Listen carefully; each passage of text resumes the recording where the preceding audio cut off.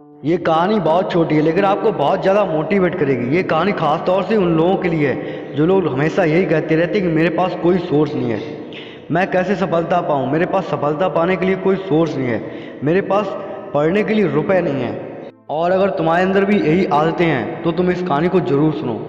ये कहानी तुमको बहुत ज़्यादा मोटिवेट करेगी और तुम अपने आप से हमेशा मोटिवेशनल फील करते रहोगे। कहानी को स्टार्ट करने से पहले अगर आप चैनल पर नए हैं तो प्लीज़ चैनल को सब्सक्राइब कर दीजिए, बेल आइकन को प्रेस कर दीजिए और ये वीडियो उन लोगों के पास शेयर कीजिए जो लोग हमेशा ये कहते रहते हैं कि मेरे पास कोई सोर्स नहीं है। तो चलो बिना देरी किए कहानी को स्टार्ट करते हैं। अफ्रीका महाद्वीप में हीरों की कई खानों की खोज हो चुकी थी, जहाँ से ज़्यादातर खानों में हीरे पाए गए थे। वहाँ के एक छोटे से गाँव में रहने वाला किसान अक्सर ये कहानी सुना करता था कि एक आदमी था जिसने हीरे की खान खोजी और वो अमीर बन गया।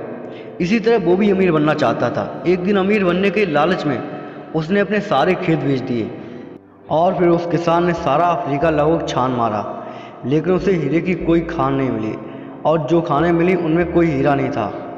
इस तरह से समय बीतता गया और उसका मनोबल टूटता गया। उसे अमीर बनने का सपना टूटता दिखाई देने लगा। वह इतना हताश हो गया कि उसने एक दिन सुसाइड कर ली। इसी तरफ दूसरा किसान, जिस किसान ने उस पहले वाले किसान की ज़मीन खरीदी थी, अब वो ज़मीन की खुदाई करा रहा था क्योंकि उस ज़मीन को समतल कराना था। ज़मीन की खुदाई कराते समय उसे एक चमकदार पत्थर मिला और उसने सोचा क्यों ना इस पत्थर को घर पर ले चलें, ये सजावट के काम आएगा। कई दिन बीत चुके थे, अब वो पत्थर बहुत दिन से उसके घर पर रखा हुआ था। एक दिन उसके शहरी दोस्त आए और उन्होंने उस पत्थर को देखा। वो उस पत्थर को देखकर हैरान हो गए। उन्होंने उससे पूछा क्या तुम इस पत्थर की कीमत जानते हो? तो किसान ने कहा नहीं। तो उन्होंने पूछा ये तुम्हें कहाँ से मिला? किसान ने बताया ये मैं जब खेत की खुदाई कर रहा था उस टाइम मुझे ये पत्थर मिला।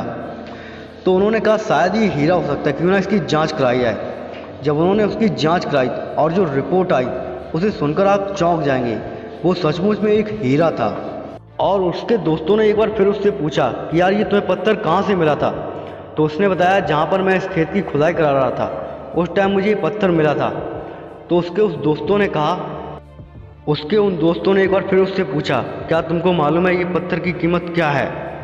तो किसान ने कहा मुझे नहीं मालूम। उसके दोस्तों ने कहा चलो एक बार मुझे उस खेत को दिखाओ चल के जहाँ से ये तुमको पत्थर मिला था।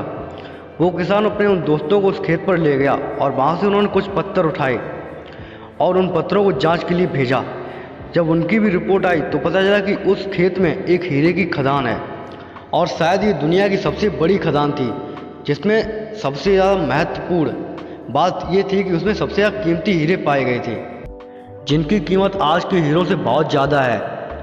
और उसी खदान की वजह से आज वो किसान माला माल हो चुका था, क्योंकि उस खदान में बहुत ज़्यादा हीरे निकले थे। शायद अफ्रीका में सबसे ज़्यादा हीरे उसी खदान से निकाले गए थे और बाद में उस खदान का नाम रखा गया था किम्बरले डायमंड माइंस। पहला किसान जो अपनी सारी ज़मीन बेचकर अफ्रीका की दर दर भटकता रहा और यहीं पर दूसरा किसान, उसी ने उसकी ज़मीन को समतल कराया और उसी ज़मीन से वह माला माल हो गया।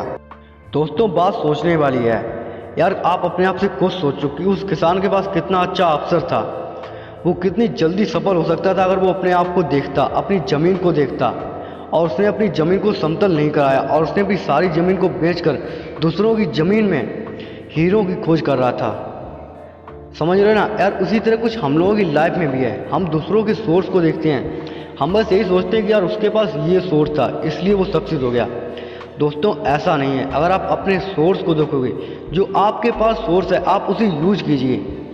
और ये बात हमेशा याद रखिए, जिनके पास कोई सोर्स नहीं था आज वो लाइफ में बहुत ज़्यादा सक्सेस हुए हैं, क्योंकि उनके पास कोई सोर्स नहीं था, उन्होंने सोर्स बनाए। और मैं तो हमेशा यही कहूँगा कि जिनके पास सोर्स है वो लाइफ में उतनी ज़्यादा सक्सेस नहीं कर पाते, क्योंकि उनकी पूर्ति उनके सोर्सेज से होती रहती है। बट जिनको लाइफ में बहुत ज़्यादा चाहिए होता है वो अपने खुद के सोर्स क्रिएट करते हैं। तो आप लोग भी मत बैठिए, ये मत सोचिए कि मेरे पास कोई सोर्स नहीं है। यार आपके पास सब कुछ है, बस आप अपने आप को देखिए। आपके पास जो सोर्सेज हैं आप उन्हें यूज कीजिए। आप ये मत सोचिए कि मेरे पास ये नहीं है तो मैं ये नहीं कर पाऊँगा। आप उसे कर सकते हैं, बट आपकी नेगेटिव थिंकिंग आपको बर्बाद करती है। इसलिए हमेशा अपनी नेगेटिव थिंकिंग से बचिए। और दोस्तों वीडियो के लास्ट में मैं यही कहना चाहूँगा कि लाइफ में सब कुछ पॉसिबल होता है, बस अपने आप पर फोकस कीजिए। मैं नहीं चाहता कि आप भी उस किसान की तरह अपनी ज़मीन को बेचकर दूसरे की ज़मीन में हीरे खोजें। यार आपके पास सब कुछ है, बस आप ये मत सोचिए कि वो ज़्यादा कमा रहा है। ऐसा नहीं है वो ज़्यादा कमा रहा है तो उसकी किस्मत अच्छी है यार, वो तुमसे ज़्यादा मेहनत कर रहा है इसलिए वो तुमसे ज़्यादा कमा रहा है। और तुम कहते हो उसके पास मुझसे बहुत ज़्यादा पहले से ही है। यार पहले से भी उसके पास आया नहीं था, उसके पास भी किसी ने क्रिएट किया था। हो सकता है तुम्हारे बाप तुम्हारे दादा ना क्रिएट कर पाए लेकिन तुम क्रिएट कर सकते हो। तुम कुछ सोर्सेज को क्रिएट कीजिए।